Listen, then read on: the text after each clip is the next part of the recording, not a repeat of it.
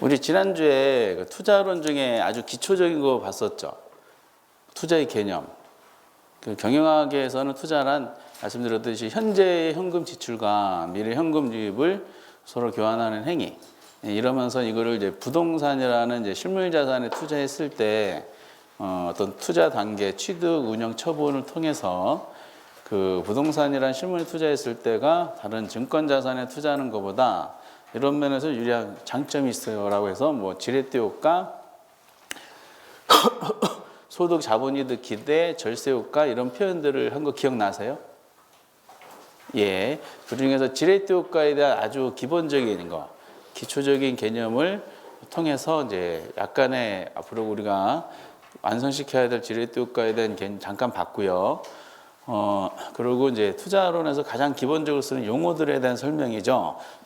위험과 수익 요거에 대해서 개략적으로 한번 살펴봤습니다. 어쨌든 뭐 올해 기준으로는 이제 그렇게 많이 안 나왔죠. 지렛대 효과 단독으로 위험과 수익에 대한 논리가 0.5문제 정도가 출제했습니다.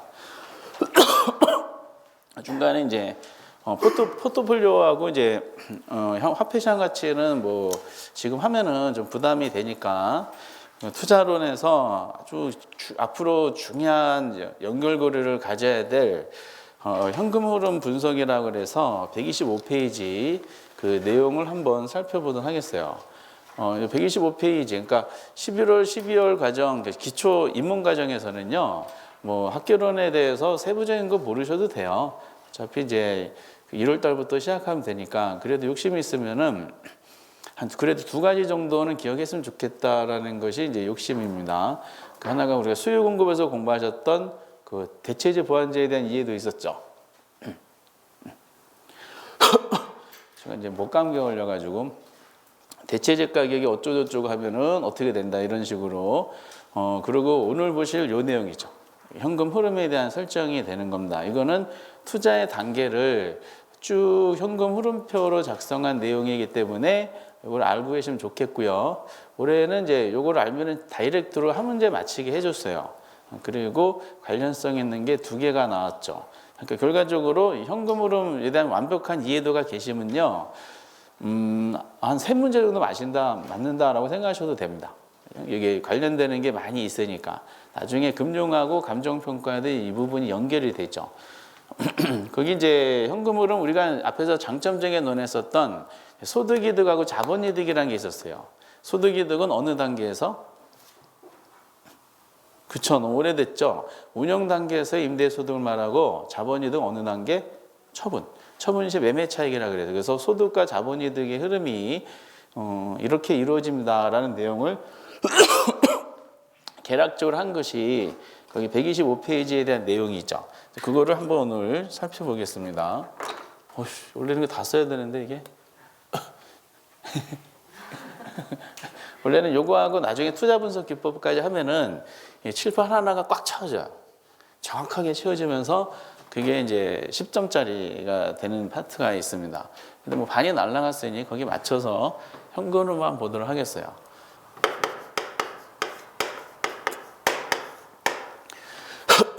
취득할 때는 현금이 유출이 되죠. 유출된다는 거를 이제 여기는 부동산을 산다, 이거 투자한다는 개념을 써서 여기다가 총투자 논리가 들어갑니다.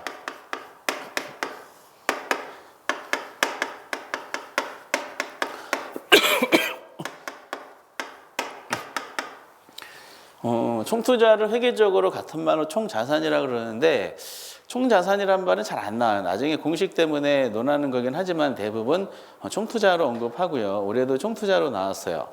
그런데 나중에 이제 감정평가 들어가면은 이 총투자란 말을 안 쓰고요. 평가론에서는 가격이란 말을 씁니다.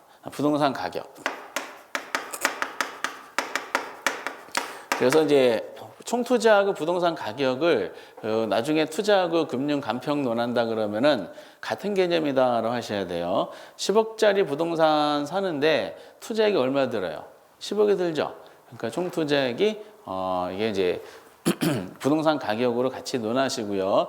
나중에 감정평가 들어갔을 때 똑같은 내용이 나오는데 그때 이제 거기는 가격으로 나왔을 때 이 가격의 투자론에서는 총 투자를 했던 거 기억나세요? 그러잖아요. 여쭤보잖아요. 그 언제 했어요? 이렇게 답변하게 되실 거예요. 그래서 돈이 나갔어요. 현금이 유출됐으니까 아주 교환 가치가 엄청 높은 현금 자산을 포기한 거잖아요. 그러면 이제 그래서 실물 자산을 내가 가졌는데 실물 자산으로부터 결국 현금 자산 뽑아 먹어야 돼요. 갖고만 있어서는 안 되죠. 보유만 해서는 안 되고 이거를 운영을 해야 돼요.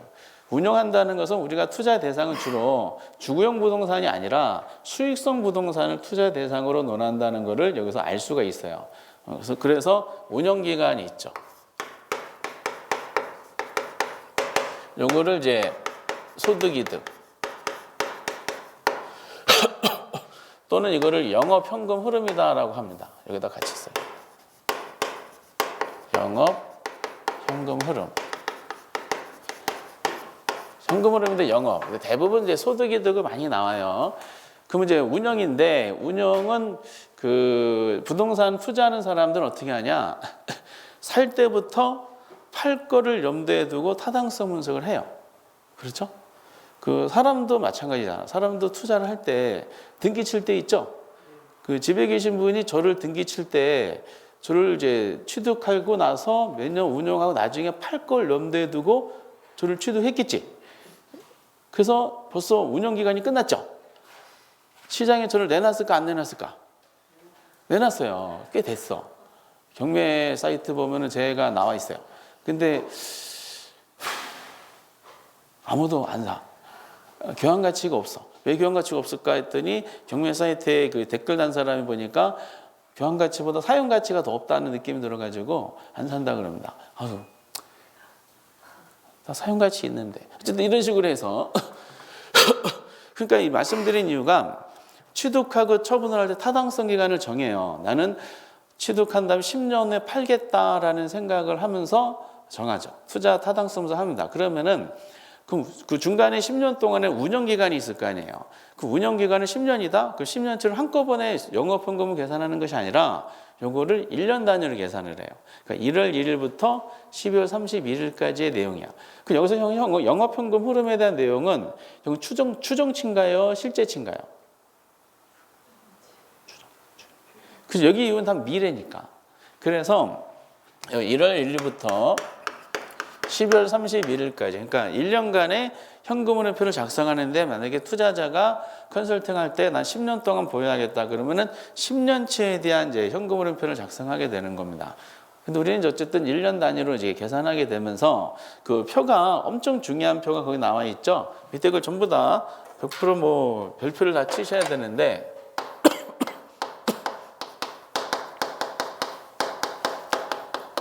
가능 총소득이 있고요. 올해도 이제 이게 올해는 정말 간단하게 계산 문제가 나왔던데 보통 이제 가능 총소득이 얼마다라고 주어지는 경우도 있는데 출제원이 좀 신경 쓴다 그러면 가능 총소득은 주어지는 것이 아니라 가능 총소득을 도출하게 해요.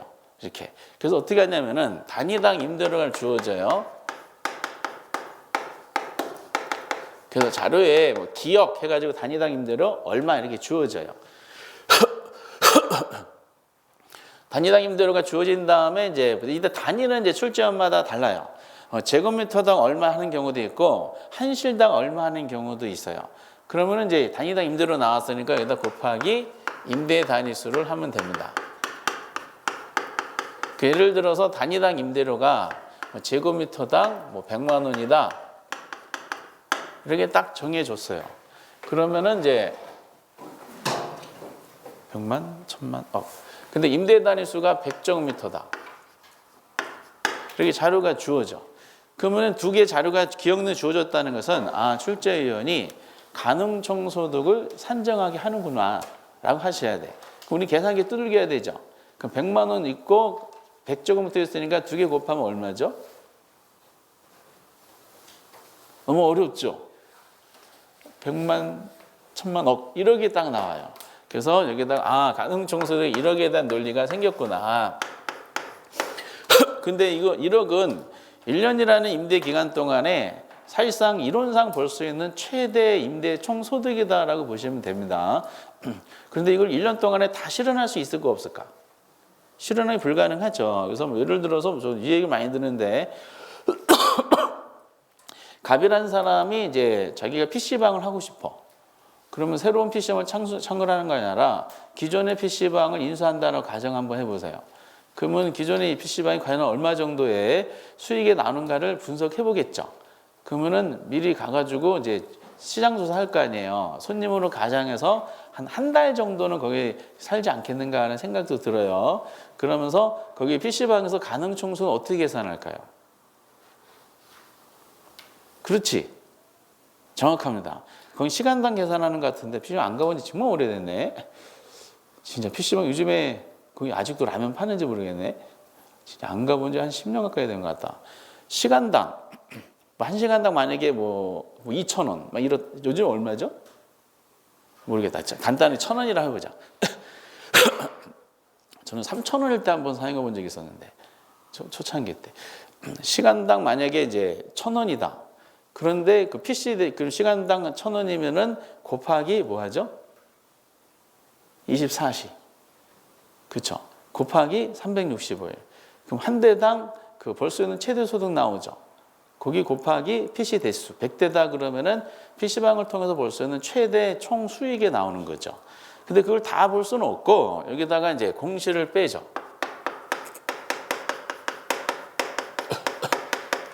공실 및 대손 충당금. 이건 반드시 고려해 주는 파트예요. 공실이란 말은 임대인을 확보하지 못해서 발생되는 로스 부분이죠. 그래가지고 PC방의 경우는 PC가 꺼져 있는 거. 그걸 조사하겠지. 한 달치 해가지고. 그리고 이제 대손은 뭘까요? 대손. 그렇죠. 그거를 말해요. 우리는 불량부채라고 표현하기도 하는데 회계적인 대손이라 그러죠. 이건 임차를 확보한 거죠. 확보한 임차자로부터 뭐를 임대료를 받지 못하는 거예요.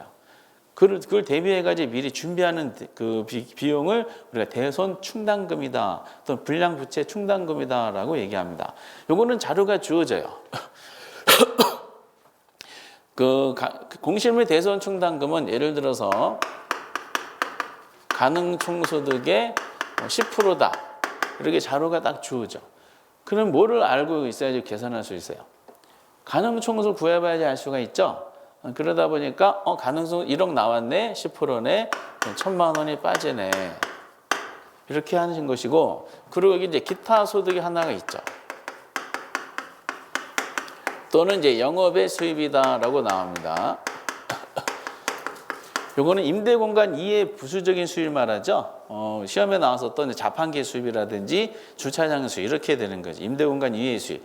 그 PC방의 경우는 기타 수입이 얼마죠? 기타 수입 뭐가 있죠?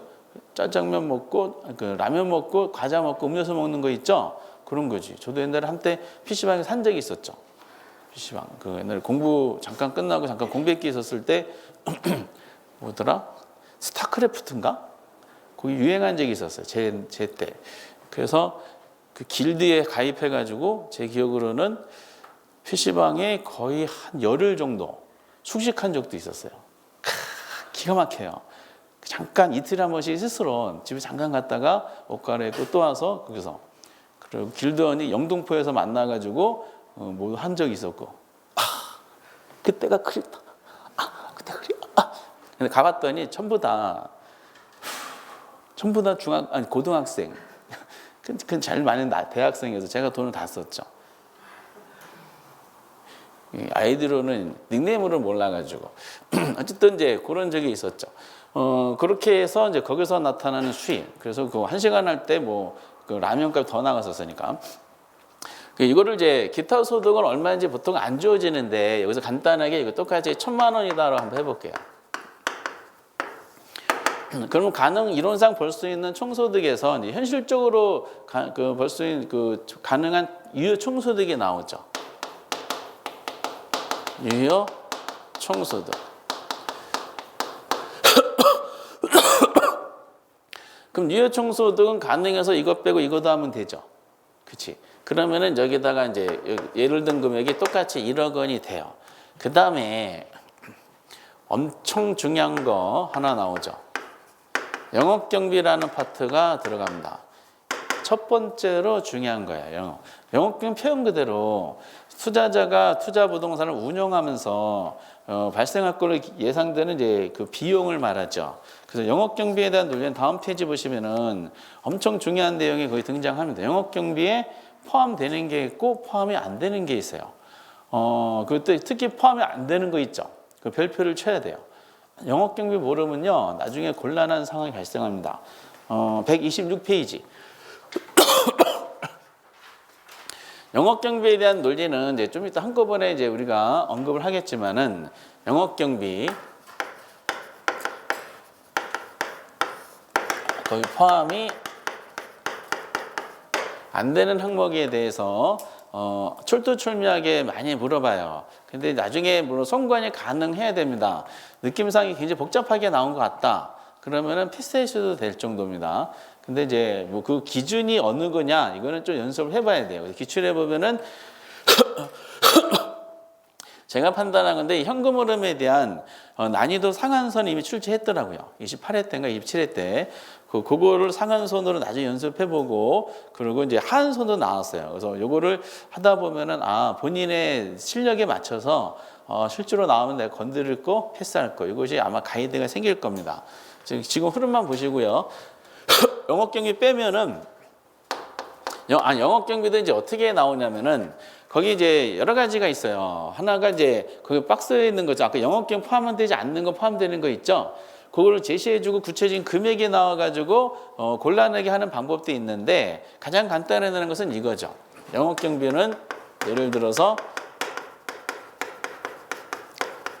유효총소득의 뭐 40%다. 이런 식으로 딱 내버려요. 그러면은 유효총수 알아야지 구할 수 있겠지. 그래서 유효총수 1억이 이제 산출이 됐으니까 여기에 40%면은 여기서 예를 든 것은 4천만 원 영업경비를 빠져요. 그러면은 나오는 게 순 영업소득이 이렇게 산정이 되죠.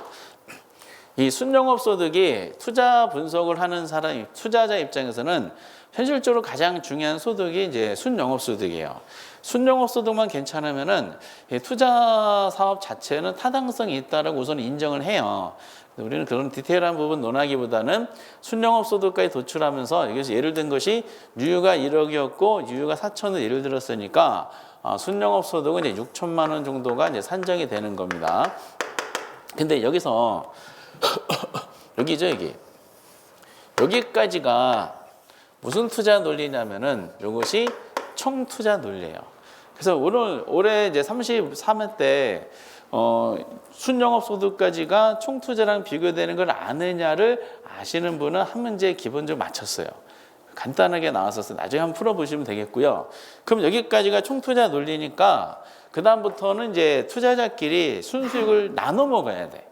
저 총투자에는 지분 투자자가 본인이 다 투자한 경우도 있지만은 나하고 은행이 같이 투자한 경우도 있거든요. 그러면 순수익 요거 가지고 서로 나눠 먹어야 되는데 누가 먼저 배당받을까요? 은행이 먼저 배당받을까? 내가 먼저 배당받을까? 은행이. 그러면 여기가 저당에 대한 라인이 생겨요. 저당 투자액이 생기는데 보통 우리가 시험에 나오는 게 뎁 서비스니까 이거를 부채 서비스액이다라고 얘기합니다. 부채 서비스액이라는 뜻은 뭐냐면은 원리금 상환액을 말해요.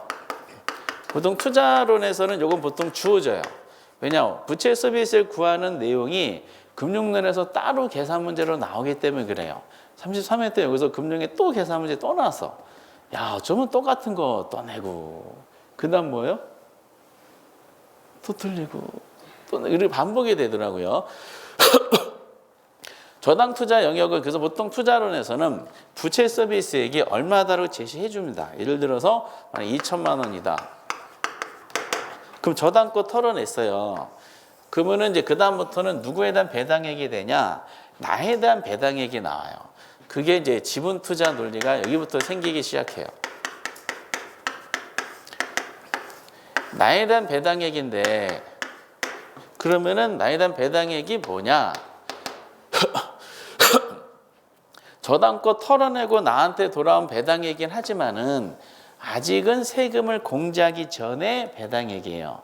이거를 뭐라 그러냐면은 세금을 공제하기 전에 세전 현금 흐름 또는 세전 현금 수지 이렇게 표현합니다. 그러면 이제 순이 6천이고 부채 수입이 2천이니까 이런 한 4천 정도가 아니겠는가라고 미뤄 짐작이 되면서 그 다음에 또 대빵 중요한 게 하나가 나오죠. 요즘에는 이게 잠깐 이제 소홀하고 하고 있는데 영업소득세라는 파트가 있어요. 영업소득세를 알면은 그 다음에 나오는 것이 이제 세후 현금 수지가 딱 나오게 됩니다. 소득세는 주어진 경우는 많지 않고요. 소득세는 계산하게 해요. 그래서 보통 이제 소득세가 만약에 뭐 1,000만 원이다. 예를 들어서 그러면 세후는 3,000만 원이라 해가지고 최종적으로 여기가 얼마냐 물어보는 게 궁극적인 단계다라고 보시면 돼요. 그러니까 이제 어디까지가 그 총투자 논리라고요? 순영업 소득까지가 총투자 논리고 세전부터 세후까지 세금 붙어 있는 거 있죠? 세전 이후부터는 무슨 투자? 지분 투자랑 비교 대상이 되는 거다라는 꼭 기억하셔야 돼. 그래서 먼저 이제 전체를 암기하는 방법도 있지만은 우선은 이제 소득부터 잡는 게 중요합니다. 소득이 5개 소득이 있어요.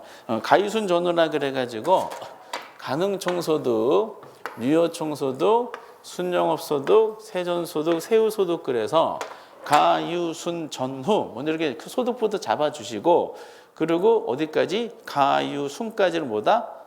총투자랑 비교되는 것이고 전후, 그러니까 세금 붙어 있는 전후부터는 무슨 투자? 지분 투자. 먼저 이렇게 딱 이원화 시켜야 돼요.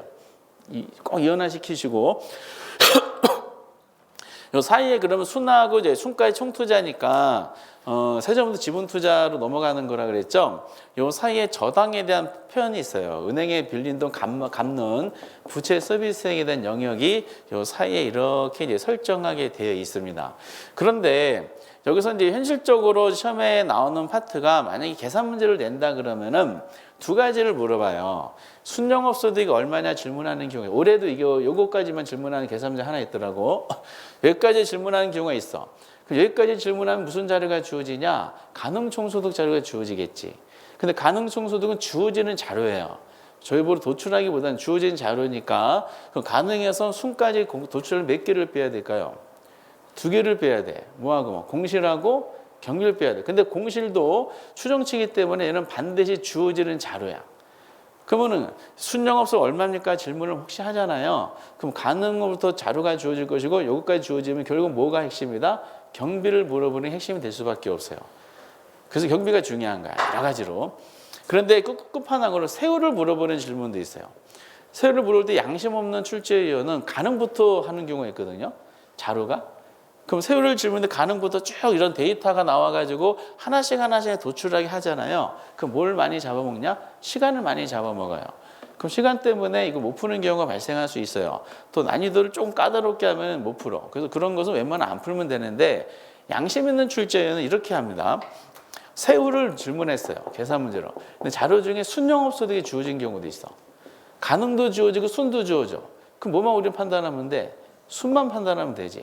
그럼 순자를 알면은 질문은 요걸 물어봤어. 그럼 순에서 이걸 빼려면 몇 개를 빼야 돼? 2개를 빼야 되죠? 부채 서비스액하고 영업소득 2개를 빼면 되는 겁니다. 근데 부채 서비스액은 투자를 해서 주어져. 그럼 이건 주어지면은 결과적으로 도출을 할 때 뭐를 출제위원이 요구한다? 소득세를 계산하게 합니다. 그래서 영업경비하고 소득세가 되게 중요해요. 그래서 전체적으로 지금은 많이 하지 마시고 가유순 전후라는 게 있다. 소득이다. 근데 가유순까지는 무슨 투자? 총투자. 세전부터 무슨 투자? 지분 투자. 그렇게 이제 설정하시면 되실 것 같아요. 그리고 사이사이에 마이너스가 4개가 있죠. 하나씩. 먼저 공실이 있죠. 그 다음에 비용 빼고 빚 갚고 세금 내는 거죠. 이렇게. 그 사이사이 뭐가 있는지를 지금 머릿속에서 하나씩 지어가시면 돼요. 전체를 암기하는 가공기 유형수하는 게 있는데 뭐 그런 게 중요한 것이 아니라 가해순전을 잡고 가해순까지 총투자고 세전부터 지분 투자하면서 하나씩 마이너스가 뭐가 있었는지를 머릿속에서 개별적으로 유추하는 연습을 해주셔야 돼. 그게 현장에서 더 중요한 이제 응용력이 생길 수가 있어요.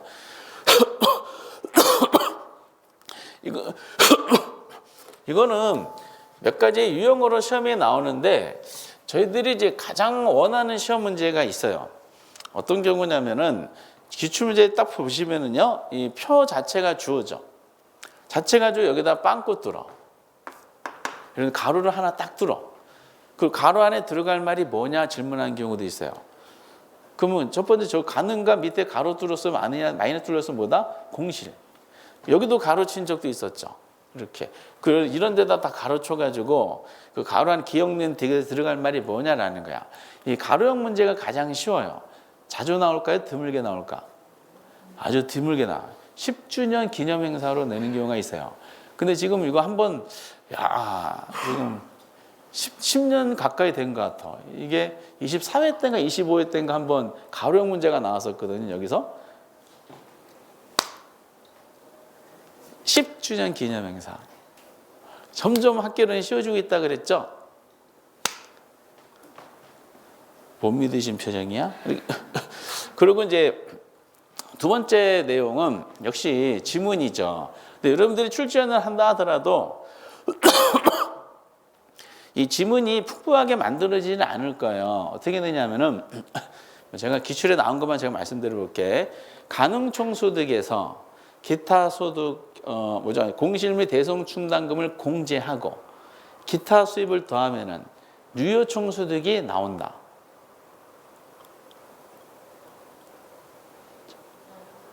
지금 그러면 오픈북 한 거죠, 지금. 여기서 이거 빼고 더하면 이게 나온다. 그대로 내는 거죠. 저런 것도 있죠. 유효총소득에서 영업경비를 공제하면은 순영업소득이 나온다. 맞죠? 유효에서 경비를 빼면은 순이 나온다. 맞아요. 유효총소득에서 영업경비와 부채 서비스를 공제하면은 순영업소득이 산출된다.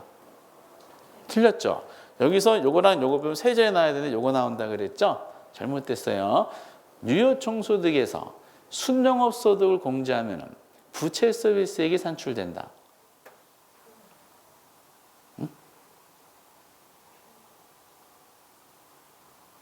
제가 유효총소득에서 순영업소를 공제하면은 부채에서 나온다 그랬죠.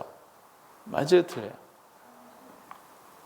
그러니까 우리는 그 더하기까지는 가능한데 빼기가 되면은 고민하고 나누기가 들어가면은 패스예요. 그러니까 빼기부터 어려워지는데 굉장히 어려운 질문이야. 유효총소득이 5라 그러고요. 영업경비가 3이라 그러면요. 순영업소 얼마죠? 역시 잘 아시네. 5 빼기 3은 2예요. 그럼 5 빼기 2는 얼마 나와요? 3. 그럼 2 더하기 3은 얼마 나와요? 야, 이걸 아시는 분은 전 세계적으로 상위 8% 이내에 해당되는 실력자예요. 그럼 유에서 경비에 빼면은 순이 나온다 그랬죠? 그럼 유에서 순을 빼면 뭐가 나와야 돼? 영업경비가 나와야지. 5 빼기 3은 2죠. 5 빼기 2는 3이고 2 더하기 3은 5잖아요. 그렇죠. 그래서 실제 이거 계산으로 나온 적도 있었어요. 어떻게 쭉 내려오다가 유효총소득이 2억 7천만 원이 나왔어. 그 순영업소득이 2억 1천만 원이 주어졌어. 근데 영업경비 얼마냐 물어본 거야. 어떻게 된 거냐 이렇게. 처음에 가능총소득 간단하게 가장 쉽게 냈던 문제인데 가능총소득이 기억해서 3억으로 주어졌어. 그 공실이 가능의 몇 프로더라? 10%인가 주어져. 10%. 공실이 요 가능의 10%. 니은에서. 그러면 얼마야? 3천만 원이지. 이건 안 주어지니까 보통. 그럼 3억에서 3천 빼면 유효가 나왔지. 얼마? 2억 7천. 근데 리을에 뭐가 있냐면 순영업소에 리을이 있었어. 2억 1천. 경비가 얼마냐 질문한 거야. 그럼 여기서 내려와서 2억 7천 나왔고요. 순이 2억 1천이잖아. 영업경비 얼마다? 6천이 되니 6천. 계산 문제 어렵죠? 그래서 이제 기출해 보면은 그래서 지금 보셨던 내용인데 가능해서 영업경비 빼기 순이 나온다도 물론 나왔지만은 유에서 순을 빼면은 영업경비를 안 했냐도 질문했죠. 물론 이제 순영업소득하고 영업경비를 더하면 뭐가 나와야 돼? 유효가 나오는 거지. 그러면 그 다음에 단계별로 시험에 나온 거 제가 말씀드리는 겁니다. 순영업소득에서 부채 서비스를 공제하면은 세전 현금 수지가 나온다. 맞죠? 여기서 이것 빼면 이거 나. 그 같은 맥락으로 세전에다가 부채 서비스액을 더하면은 순영업소득이 나온다. 맞죠? 똑같이 순에서 세전을 빼면 뭐가 나온다 해야 돼? 부채 서비스 나온다 해야 되지. 여기서 이거 빼면 이거고, 여기서 이거 빼면 이거고, 여기서 요거랑 요거 더하면은 요게 나오는 겁니다. 한번 숫자 집어넣어 보세요. 지금은 낯설지만은 저런 것도 있어요. 순영업소득과 세전현금 수지는 동일한 경우는 없다. OX. 순하고 세전은 동일한 경우는 없대.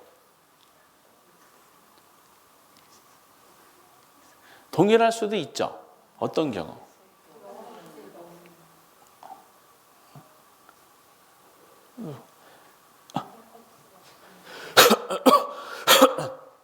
이게 없는 경우잖아. 이게 없는 경우는 어떤 경우예요? 그렇죠. 100% 자기 자본을 투자할 때 전부 내 돈으로만 투자하다 보면은 저당에 대한 영역이 없죠. 그 100% 자기 자본 투자할 때는 순영업 소득하고 보다 세전은 같을 수밖에 없습니다. 근데 그거를 무시하고 순하고 세전은 동일한 경우는 없다 해서 그 틀렸고 그 정답이 있었어요.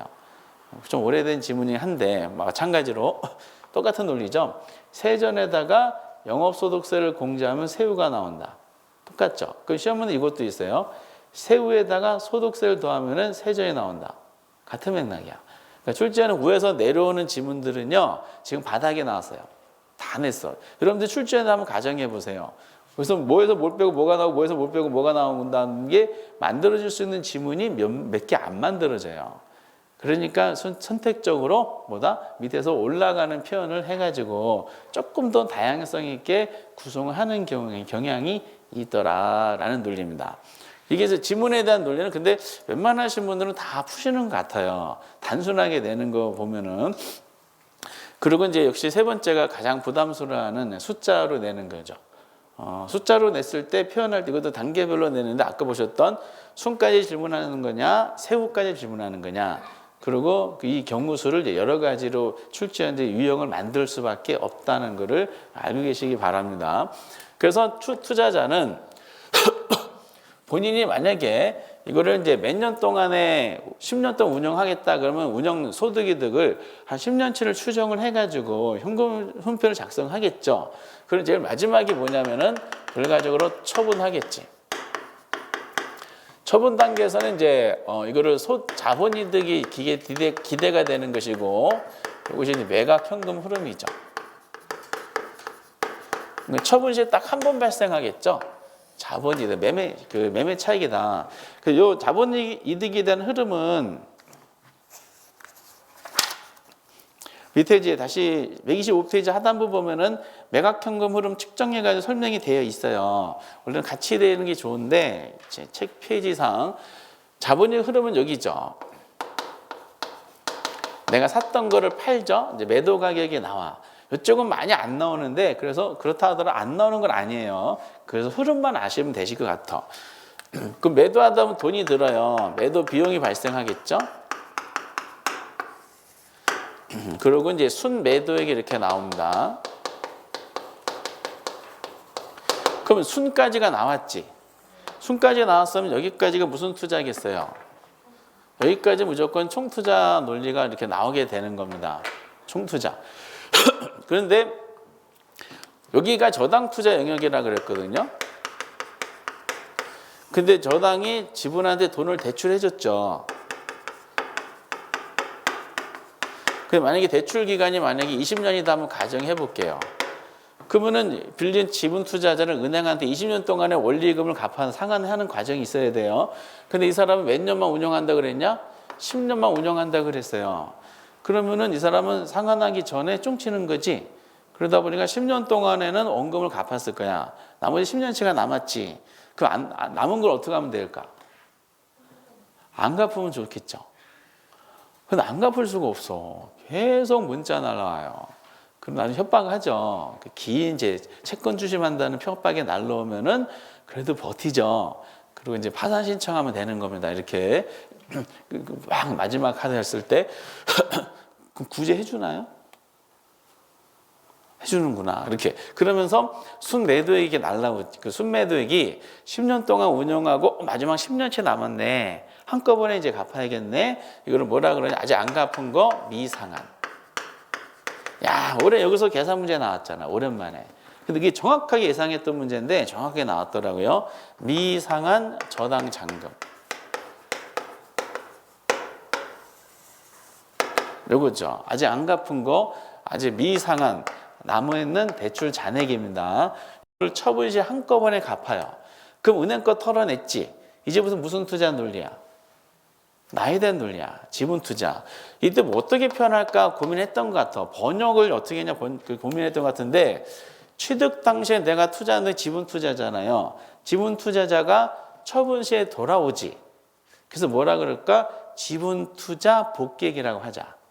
근데 이제 아직은 세금을 공제하기 전에 지분 투자이기 때문에 복귀액이다 보니까 세금을 공제하기 전에 지분 복귀액 이라고 하자. 그런 다음에 여기서 이제 세전이니까 세금을 빼야 되겠지. 이때 세금이 자본이득세가 되는 겁니다. 자본이득세는 그럼 세법 시간에 공부하시는 양도소득세를 말해요. 다만 이게 원어가 캐피탈 게인 텍스이기 때문에 자본이득세라는 이제 표현을 가장 많이 쓰긴 해요.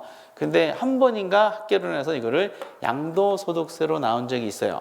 그럼 어쨌든 세금을 공제했으니까 표현 자체는 이제 뭐겠어요? 세금을 공제한 다음에 뭐다? 지분 복귀액이 이렇게 나오게 되는 겁니다. 그 처분 단계는 많이 안 나오기 때문에 그 전체 매순전후라 그래가지고 지금 가이순전후인데 매순전후인데 여기서는 요 가운데 이거 있죠? 순매도액하고 세점 지분복귀액 사이에 뭐가 있다고요? 미성한 저당자금이 있다는 위치만 아셔도 큰 도움이 되실 거다라고 말씀을 드리겠어요. 그래서 이제 이거를 뭐 단기간은 안 돼요. 그래서 이 내용을 온 집안에 도배를 하셔야 돼. TV 있죠, TV. TV를 정면을 가려가지고 천정에다가 화장실 문에다가 그리고 현관문 앞에 다 적어가지고 모든 움직이는 동선에 다 눈에 띄게 만들어야 됩니다. 그리고 다시 한번 이제 아까 전에 논했던 영업경비에 포함되지 않는 것이 엄청 중요하다 그랬죠. 그럼 포함되지 않는 것은 정해진 루트만 나오기 때문에 나머지는 포함되는 거다라는 것을 확인하시면 돼요. 그 첫 번째, 만약에 공실 있죠, 공실. 공실은 포함돼요, 안 돼요? 왜? 그 위에 있기 때문에. 위에서 이미 공제를 했잖아. 그리고 대선 충당금. 돼요, 안 돼요? 안 돼요. 왜 안 돼요? 위에서 이미 공제했으니까. 또 공제하면 안 되지. 그리고 부채 서비스액. 돼요, 안 돼요? 안 돼요. 왜 안 돼요? 밑에 있으니까. 밑에서 공제할 건데 경비에서 털어내면 안 되는 거지. 별도로 이제 산정하는 겁니다. 영업소득세는요? 될까요, 안 될까요? 안 돼요. 왜 안 돼요? 더 밑에서 공제하는 거니까. 그치? 그리고 취득세는 될까요, 안 될까요?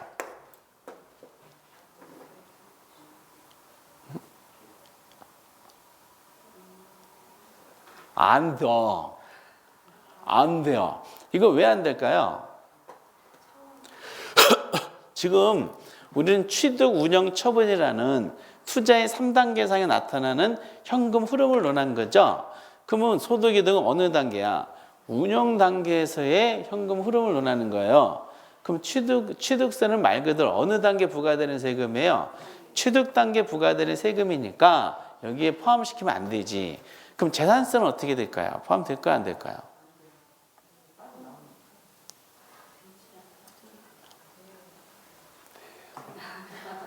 재산세는 보유세잖아. 운영당에 부과되는 세금이기 때문에 영업경비의 세금의 재산세는 포함이 되는 겁니다. 그런 거 기억해 주시면 되겠고, 책에 다 있어요. 앞에. 자본이득세는요. 포함될까요? 안 될까요? 안 돼요. 이것도 똑같은 논리야. 자본세는 언제 부과되는 세금이야? 처분 단계 부과되는 세금이니까 안 되는 거야. 그래서 부동산 관련 보유세만 이제 여기에 해당이 되는 거지. 이렇게. 그리고 이제 그 유명한 감가상각비. 그냥 감가상각비 하면은 말 그대로 저기 임대료를 창출하는 건물이죠. 건물의 감가상각비. 이거 경비에 포함된다, 안 된다? 안 되는 거야. 나중에 그 소득세 계산할 때 처리하게 돼 있어요. 그래서 우선은 이런 내용이 많이 나와요. 반복적으로 나오는 거야. 저는 이 초창기 때부터 지금까지. 근데 이거를 왜 공부하냐면은 영업경비 포함되지 않는 걸 아시잖아. 그럼 저 가이순전후 해당되는 전체적인 현금 흐름을 파악하는 데 되게 도움이 되기 때문에 그래요. 질문은 지금 경비에 대해서 파악하고 있는 거예요. 포함되는 게 있고 포함이 안 되는 게 있어요. 포함을 시키면은 유효충소득에서 공제항목이 돼가지고 순영업소득에 이제 나타나게 되는데 포함되지 않는 공제하지 않아야 돼요. 경비에 포함되지 않는 거. 그러면 딱 보신 것처럼 공실, 대손충당금, 부채서비스세, 영업소득세, 자본이득세, 그리고 취득세, 취득단계 취득세 이런 것들은 당연히 포함이 안 된다는 논리가 생기게 되는 겁니다. 재밌지 않겠어요? 앞으로? 재밌을 거예요. 그래서 이제 가장 간단한 예를 볼게요. 이거 말고도 몇 개가 있어. 저기 소유자이죠, 소유자. 소유자가 개인적으로 가져가는 뭐 인건비, 봉급 같은 거 해당이 안 되고요. 소유자가 투자자죠. 소유자가 개인적으로 쓰는 업무비 같은, 개인적으로 쓰는 돈 같은 것도 경비 처리하면 안 돼요. 그걸 뭐다? 세금 횡령하겠다는 뜻이야. 가장 간단하게 내는 것이 뭐냐면은 다음 중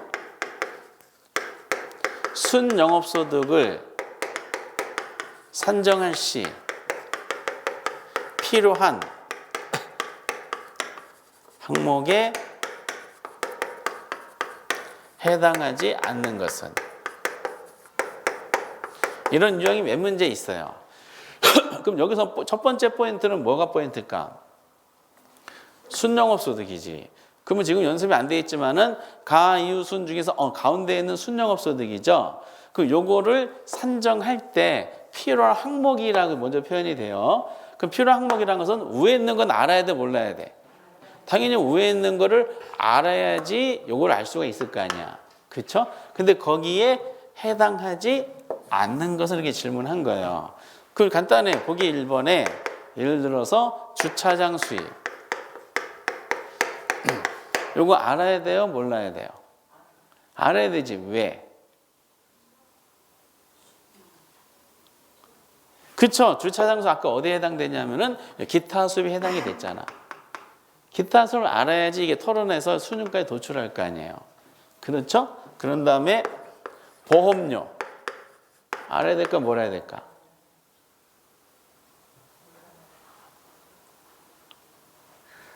알아야 되겠지. 왜?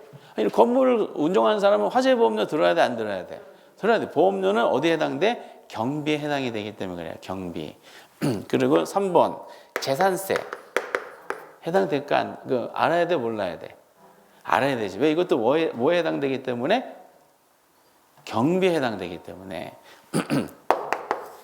4번은 이제 관리자 인건비. 알아야 되겠지. 그냥 관리자 인건비도 경비에 해당될 거 아니야. 투자자는 운용하려면 사람을 고용해야 될 거 아니에요. 그리고 5번째가 이렇게 나왔지. 차입금 이자. 이거 알아야 돼, 몰라도 돼요? 몰라도 되지. 자, 차입금 빌린 돈에 대한 이자라 그랬죠? 이건 뭐냐면은 부채 서비스액이 있어요. 요거에 얘가 원리금이라 그랬잖아. 여기에 해당되기 때문에 요거를 모르더라도 순영업소 구하는 데는 하등의 지장이 없다라는 거죠. 이런 형식의 문제가 가장 간단하게 제시하는 겁니다. 그래서 지금은 순영업소득이란 게 중간 과정의 중요한 포인트다. 이게 왜 중요하냐? 이걸 중요하게 의미 있게 만드는 것이 뭐 때문에? 경비 항목 때문에 그렇다는 거예요. 그래서 순영을 구하시오라는 것은 결과적인 내용이고, 순을 구할 때 경업경비를 모르면은 못 풀게 해놔. 계산이든 지문이든. 그래서 앞으로 경비가 항목이 중요하겠구나. 요즘에 계속 경비 가지고 건드리고 있고요. 그런데 한때 20회 중반까지 유행했던 게 요거야. 영업소득세가 이제 더 중요하지. 왜냐면은 이제 세후까지도 구하려면은 영업소득세를 알게 만들어요. 이렇게. 그래서 여기서 몇 가지 밑에도 이제 공식이 있는데 영업소득세에 대한 논리가 밑에 이제 페이지 126의 하단부 보면은 동그라미 5번 해가지고 표가 있어요. 영업소득세에 대한 내용입니다. 두 가지 방식이 있어요. 순영업소득 가지고 하는 게 보통 일반적입니다. 여기에다가 이제 대체충당금을 더합니다. 이 대체충당금이라는 게 뭐냐? 아까 여기서는 대손충당금하고 다른 개념이에요. 대손이라는 것은 뭐냐면은 아까 말씀드렸죠. 들어온 임차자가 임대료를 못 내서 사고가 나는 경우에요. 그런 거를 대비해서 미리미리 준비하는 거야. 그래서 만약에 내가 이제 100% 만약에 100% 만약에 임대해 줬다. 근데 거기서 과거의 통계를 보니까 그중에 약 5%는 결국 임대료를 못 받더라. 보증금으로 결과적으로 털어낸다 하더라도 결국 얼마 정도는 결국 사고 처리가 나는구나라는 거를 과거의 데이터 가지고 추정해 가지고 이게 산정합니다. 어쨌든 근데 대체충당은 뭐냐면은 그 기간 중에 투입된 자본적 지출비라 그래요. 자본적 지출비는 수익적 지출비와 다르게 이 건물의 가치를 증진시키는 데 투여한 비용이에요. 그래서 리모델링 같은 거, 건물에 투입된 리모델링 같은 거. 그런데 얘네들은 가치를 증진시키기에 투입된 비용이다 보니까 세금 계산할 때 가산 항목으로 해주게 돼 있어요. 근데 우리 중개산 시험에서는 여태까지 대체충당금이 언급한 적이 한 번도 없어. 이렇게. 어쨌든 가산 항목이고, 그 다음에 공제하는 게 뭐냐면은 차입금 이자.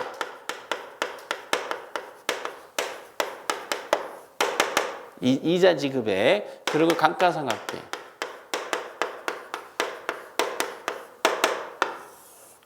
이거 그냥 이자 지급액을 해야겠다.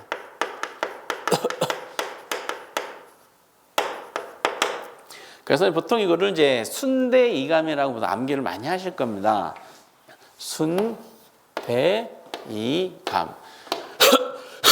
그럼 요게 그 세금이 계산되는 것이 아니라 과표가 나와요.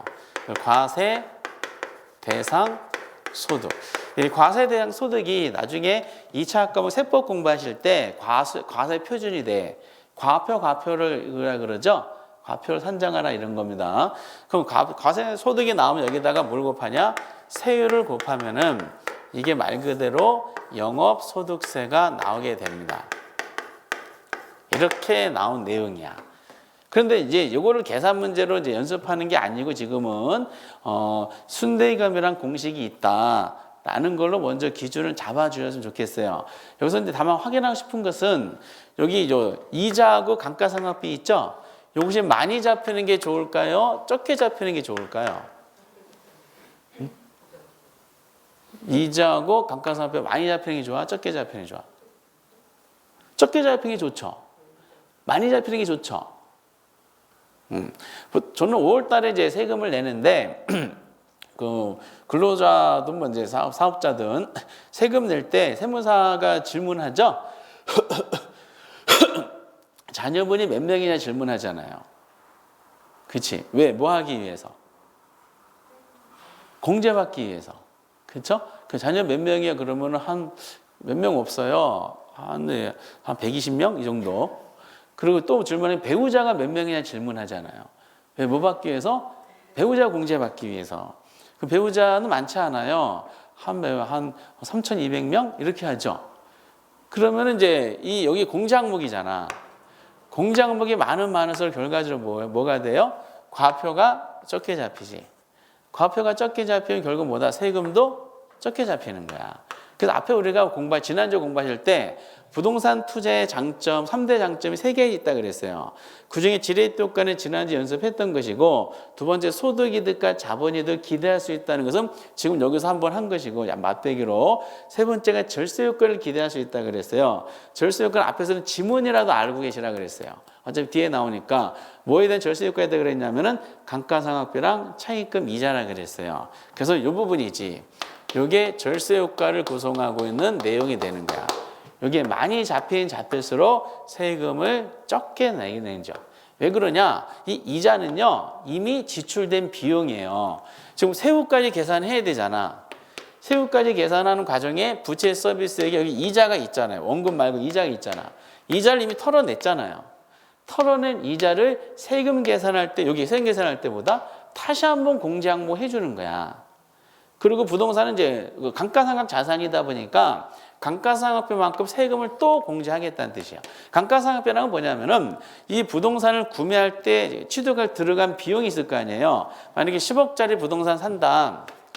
근데 그 수명이 있을 거 아니야. 건물의 수명이 만약에 50년이다. 잔존가치 없다고 가정하고, 그러면은 이거 매년 얼마씩이냐면은 얼마씩이지? 2천만 원씩이죠. 그치? 매년 2천만 원, 2천만 원, 2천만 원으로 장부상을 비용으로 털어내는 게 감가상각비예요. 그럼 딱 2천만 원, 2천만 원, 2천만 원 털어낸 다음에 50년 딱 됐지. 딱 되면 다 똑같이 얼마가 돼? 딱 10억이 되잖아. 그 똑같은 물건 10억에 다시 또 살 수 있다는 논리야. 그래서 감가상각비라는 것은 세계적으로 처음에 투자한 비용 한꺼번에 회계 처리하면 비용적인 부담이 되니까 그 매입한 물건이 수명 기간 동안에 장부상 나눠서 비용으로 털어내는 거야. 그러니까 이미 감가상각비라는 것은 이미 지출된 비용이야. 언제 이미 지출됐어요? 부동산을 살 때 이미 지출한 비용이에요. 근데 이거를 기간별로 나눠서 비용으로 털어내는 거기 때문에 이미 비용으로 이제 발생한 그 내용을 세금 계산할 때 다시 한번 털어내는 거야.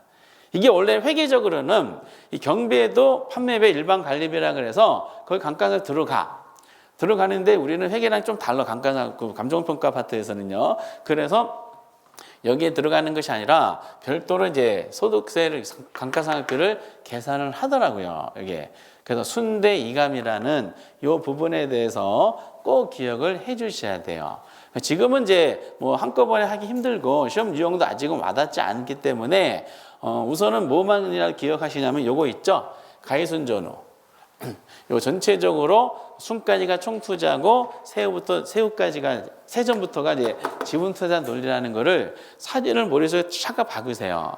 그래놓고 요걸 가지고 활용을 엄청나게 많이 할 거니까 전체적인 내용에 대한 설정이에요.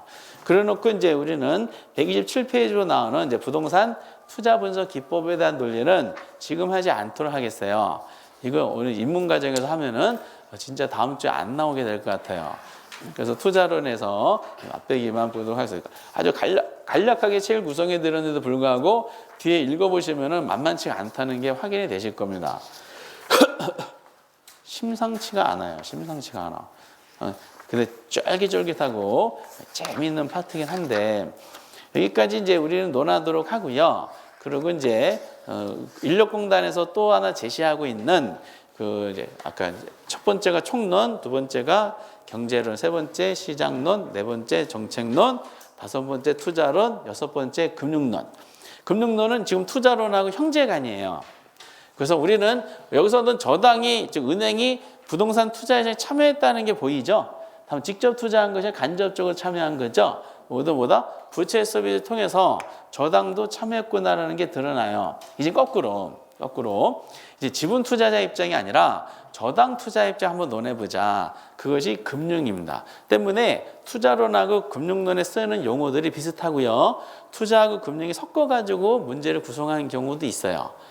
서로 형제간이다라고 생각을 해 주시기 바랍니다. 그래서 금융론에서는 134페이지를 통해서 어떤 내용을 중심으로 출제하고 있는지 그거에 대해서 조금만 주무셨다가 하도록 하겠습니다. 이렇게.